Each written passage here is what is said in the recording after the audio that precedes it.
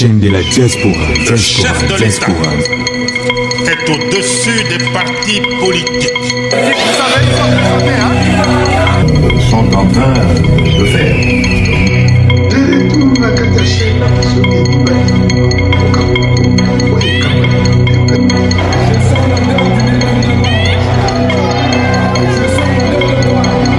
Alors topete la nzambe maboko s'il vous plaît.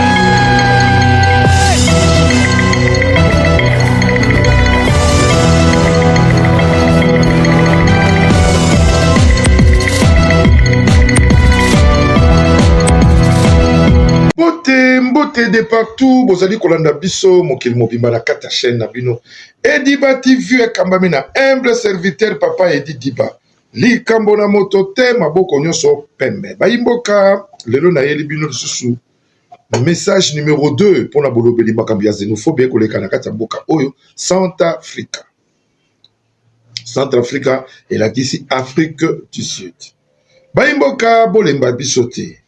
Bo porter biso main. Na mokolo ya le 7 mai 2026 oyo na mokolo ya lelo na uti koswana bandeko bazala Durban plus mingi une grande ya majorité ya peuple congolais oyo avandaka na Durban bauti koswana ngai na Durban bauti koswana ngai na tongo ya lelo babengi ngai papa Edi komisela biso message na tata mokonzi ya mboka komisela biso message na ambassadeur na biso numéro 1 o azali awa na kombo ya monsieur John Nyake. Biso to ali ba panzi sango oyo to bombaka likambo te. Soki to zwi likambo to zwi nongo ya likambo. To betaka to lobaka po ba konzi na biso na ba konzi ya mboka oyo bayebake peuple congolais aboyi kovanda na insécurité. Soki bikolo mosusu ekotikala mais ya biso peuple congolais eleli mbela pote bayingela na mboka na bango ba possibilité zangi bango bafutela bango banzela nde toye kobeta mbela oyo bayimboka xénophobia oyo bokanisa teke ezali likambo esami ya liboso esalamaka nango esalami oyo ekozala mbala mitano be mbala sambonga na komi na mboka oyo Afrique du Sud oyo mbala oyo nano tomona yango te obo marche bozomona wana mosusu yali babiloko moko babi marche pacifique mais ce n'était pas face pacifique que bakosala ils vont réclamer quoi nazala ba image na kotiela bino ils vont réclamer quoi j'ai même des images des humours auto benga ba humour na kotiela bino ils réclament quoi comme en raison de quoi biso to zwini ni ya bango biso to simbi nini ya bango mawape pasi na kosenga na tous les journalistes oyo tovai na kati ya mboko Afrique du Sud tobeta mbela ya kobelela bakonzi ya mboka na biso pe bakonzi ya bamboka mosusu parce que bachaîne na biso bato bakolanda yango par-ci par-là na mokili oyo ya se na monde mobimba alors na kobeta mbela tosala quand même effort po te bamessage na biso na eloko ezali nano très nécessaire na live ya bato to bengi vie ya bato parce que on n'a rien fait baye na ba raison to botolaka misala na bango baye na ba raison to botolaka bandako na bango mais avant tozwa bandako na bango tokendaka toujours na ba agence on play toza ko play po zwa ndako po na kozwa musala pa na bango esengaka biso mikanda tobimaka mikanda les documents sont corrects, on ne te donne pas les jobs. Mais comme nos documents sont corrects, ce qu'on a la mokanda, ma mikanda, et ça la bolakisité, ba kopé son mosalate. Mais les loyo, biso to umeliawa, plus de 20 d'années. Mais bango moko, bata koko sala misalate na kati mboka là-bas. Ils sont de paresseux. Ce sont des gens, je ne sais même pas à vous expliquer kaka lolenge, obomoni bango na ba image wana. Toko beta mbela na tata mokonzi mboka Mese Félix Antoine Tshisekedi. Oyo tata mokonzi mboka lalaka te pona peuple na ye. Ediba TV eyei kopesa message très fort pona tata mokonzi mboka po tozali ko vivre na insécurité na kati ya mboka oyo tobengi Afrique du Sud. Bozo la biso solution. bobenga na numéro na biso ezali affiché wana na kotanga même numéro na ngai ezali 0027 65 21 28 040 0027 65 21 28 040 bayimboka oyo ezali oyo tobengaka epai tovandi awa ezali Sodome na Gomorrhe. Awa tokoloba lelo ke Congo yali mboka oyo ezali hospitalière. Pourquoi bango balingi kozwa biso na hospitalisation te? Parce qu'on avait quitté chez nous lors du rebelle qui était à la tête du pays. C'était au moment du politique Kanambe. Avant de rentrer aussi chez nous, on doit aussi se préparer. On ne peut pas rester dehors éternellement. Et ça, l'adage moko loba que on le mieux que ce soit. Libande ezakazo ozalo kola likolo ya nzete nano kitite. Alors tobima pona koya kotala ba immeuble te, tobima pona koya ko apprendre quand même quelques notions. Un jour dans l'avenue okozonga pe na mboka o sala pe o na mboka na yo o esengeli na boya o zui libanda ya mboka. Mais voilà maintenant. Nous sommes là avec notre représentant, M. John Nyakero est là. Il est en train de voir tout dans ses yeux. Alors, Bayimbo Kaboko son message ou Ngai Papa Edi na un message mingi ya komanyolate. Bopé c'est la biso information pas. La konzamboka pour tetozonga. Mais na kotia la bino non ba image même ya ba humour na kotia la bino la ba image ya ba marche na bango botala. Balancer ba image oyo. Dino Media yo mutozali na kati ya sima caméra balachan. Ba imboka ba mo.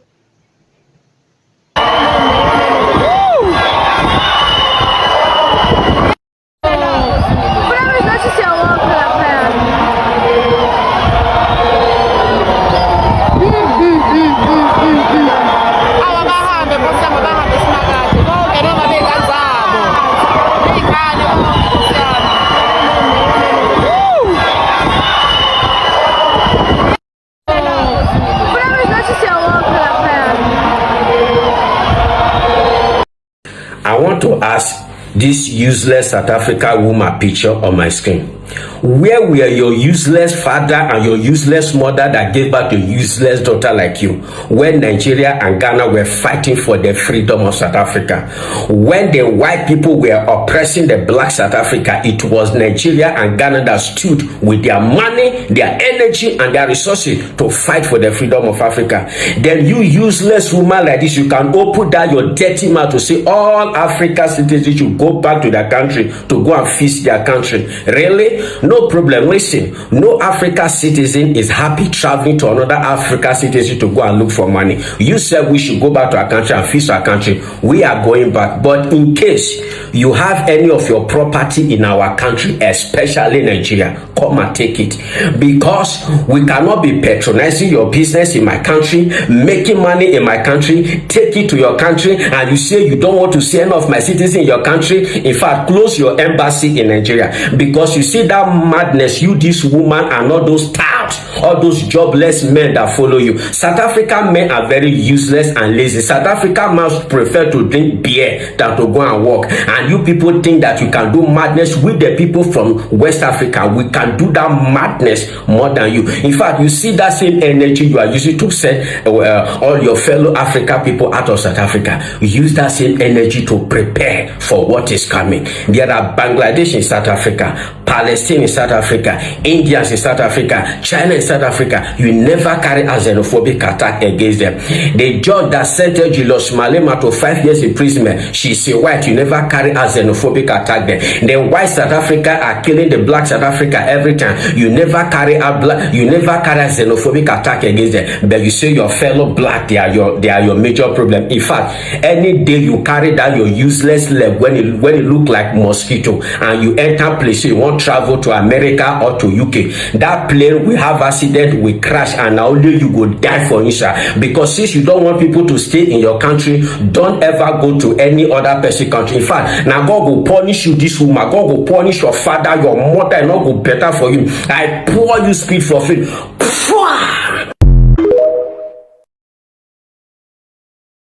believe South Africans are neither xenophobic or Afrophobic. Most of them are misinformed when it comes to the issue of migration and foreign nationals. It's because of political leaders who, whenever they're given a platform, they want to plant seeds of xenophobia everywhere they go. So whenever they fail to deliver on something, it's foreign nationals. Are you telling me, especially the ruling party and the opposition, I just want to, especially DA, and other political parties that are in this room, because I believe the EFF is actually pan-African. They've made that clear.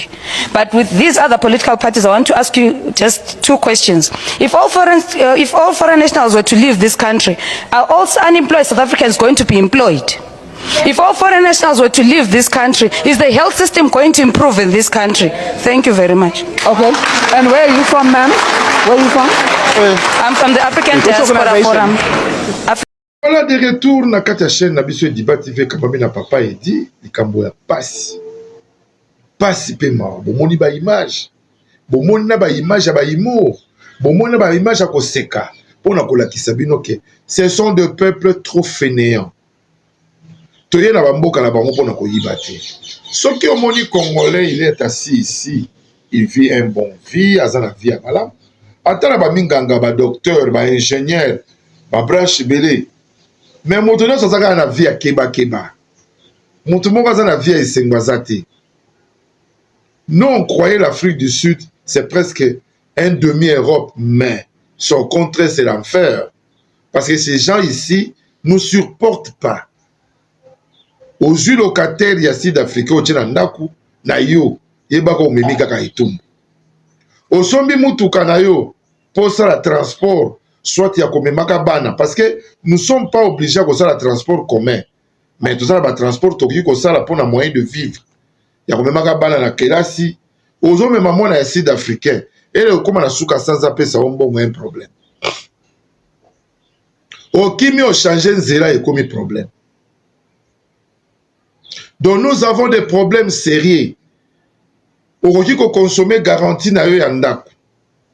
Ok, une agence pour renouveler en ou bien au quoi il n'a pas moko ya baza ko tindolo facture moko oza ko comprendre te ce que vous allez à étranger ok pour se plaindre au peut sa plainte na yo mais pourquoi ba facture à songolo pakala et ko ya kabui mais na mona na banda ko mususu ba ko yebiso tu n'as pas ces droits là mais pourquoi biso to ko garder bango pa na biso parce que za ba mboka mususu na minute oyo neti bagana basi bakati ba relation biso na bango na ba sud-africain. À quoi sert bakonza mboka na biso? Monsieur John Nyakero, ambassadeur na biso, oyo azali molobeli ya peuple congolais na kati Afrique du Sud. À quoi sert kokomisa ba marque ba message à boyete et pas ya tata mokonza mboka parce que ye azali yo azali litoi na ye awa na kati ya mboko ya Afrique du Sud. Toya mboka oyo po total ba immeuble te toya pona koyekola biso ba papa edi o toyekoli tozui ba mayele toyebe pa iwapi so na kiti pa na ngai qu'est-ce que moi je peux faire pona kolakisa ba imboka na wuti libanda na la kabino na senga ke mukolonga na koya na ko postuler pona kozata gouverneur ya province moko songolo pakala tozala mayele o tozui tata mokonza mboka tozala mingi ya koloba te landa ba message na biso très fort ya mwana peuple oyo alingi biso te alingi peuple congolais te tozala bandeko ebele bakufi na Durban na Johannesburg en tout cas c'est trop et c'est trop tolembi tokomi na besoin botiela biso ou bien bosolola bien na Cyril Ramaphosa oyo azali numéro 1 na kati ya mboka oyo Afrique du Sud. Trop c'est trop. Ata tobengi bango banyama mais bazali pe na bakambi na bango bino bozali na Union africaine o boko fala bopesa bango soit sanction.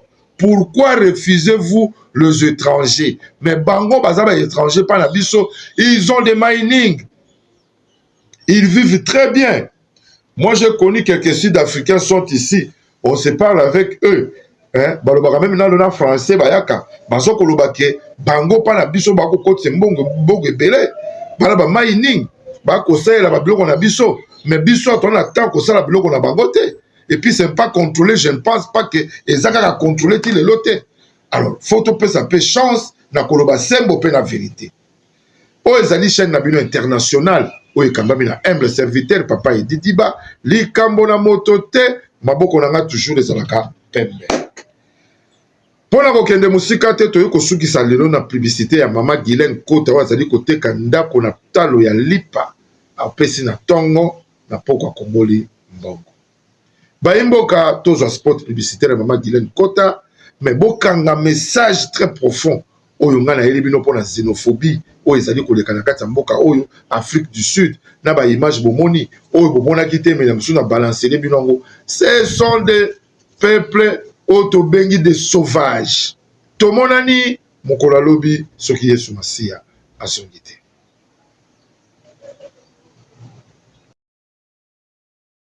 Ndeko papa, ndeko mama, ndeko mwasi pe mobali oyo nyonso azali bongo koluka kosomba mabele to pe terrain pona kotonga balobi kima na lombango na Njili Brasserie référence rocade balobi na minka kende bongo na lombango na société Infinity Home et Travel okozala mobimba.